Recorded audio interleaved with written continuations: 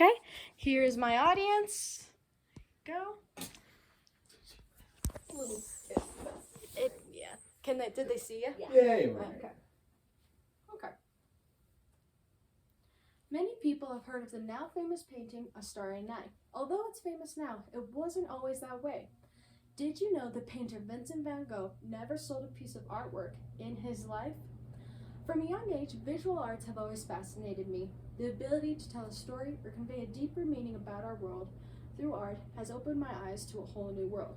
Because of this, I prioritize my research to finding reliable information to relay back to my audience.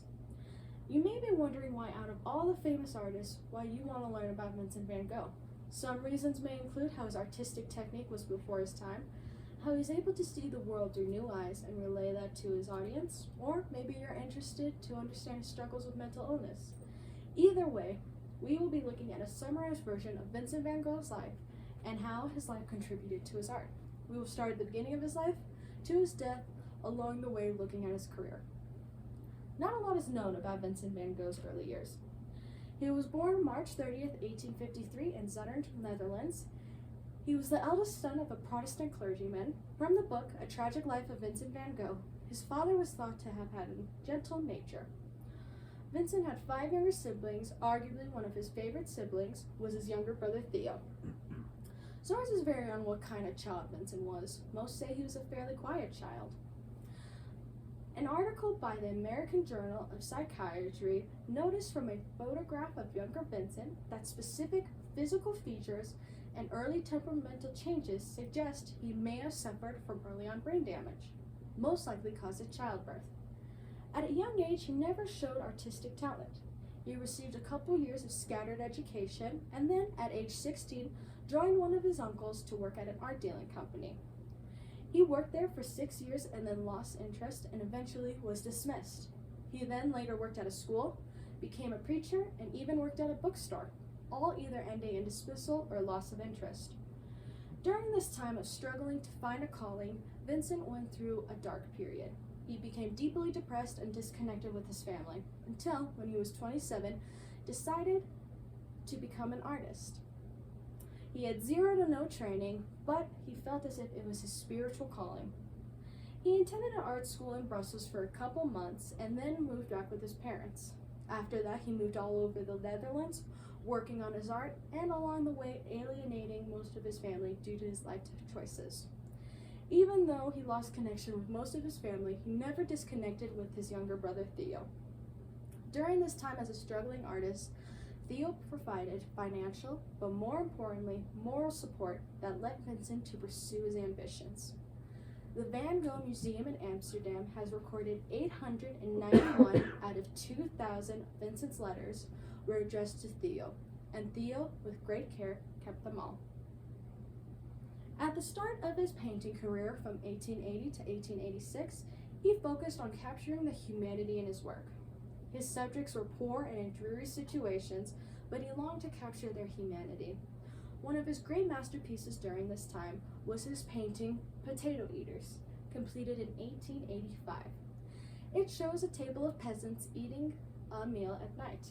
Although it seems like a dark and lifeless scene, in the peasants' faces, Vincent captures a sense of love and community between them. Later, he moves to Paris and lives with his brother Theo in early 1886 and embraces the bohemian lifestyle.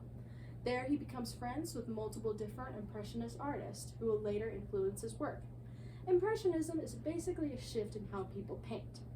Impressionists paint outside, capturing nature and everyday life right as it's happening, where before, it was all done in studios from sketches. They influenced Vincent to paint lighter and brighter, and also incorporate different principles of Impressionism. Later on, the city became too much for Vincent, so he decided to move south of France to a city called Arles. He worked endlessly for 15 months, and it is recorded he painted over 200 pictures, all with vibrant colors, high saturation mass, and radiant brightness. Throughout Vincent's life, his emotions had always been strong and sometimes uncontrollable. But it wasn't until Paris that we see an increase in his mental illness. He began to have episodes of sudden terror, lapses of consciousness, and seizures, and his increase of alcohol use played a large role in his mental illness. His sister describes him as this in one of his letters. It seems as if there were two persons, one marvelously gifted, tender, and refined, and the other egotistical and hard-hearted. It is a pity that he is his own enemy, for he makes life hard, not only for others, but also for himself. His mental illness became more present towards the end of his life. During this time, he famously cuts off a piece of his ear after an argument and goes in and out of hospitalization. Then, voluntarily enters himself into an asylum at Saint Remy in 1889. There, he completes an additional 300 works of art, along the way completing the now famous A Starry Night. He later writes to Theo, "It is good for me to work hard, but it does not keep me from having a terrible need of, shall I say the word, yes, of religion. Then I go out at night and paint the stars." He was discharged from the asylum in 1890 and then spent the last 10 weeks of his life in the city of Ars under the care of his friend and physician, Paul Gachet. Sadly, after arguments with both Theo and Gachet, he decided to shoot himself in the stomach alone in a field. He died 2 days later, Theo by his side, and then 6 months later, Theo joined his big brother. Although the story does not necessarily have a happy ending, it is a story of triumph.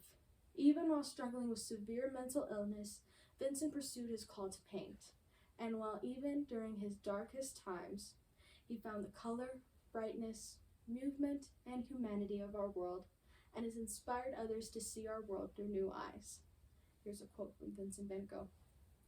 "I have put my heart and soul into my work and have lost my mind in the process." Together, we have looked at Vincent van Gogh's life from beginning to end, along the way discussing his work.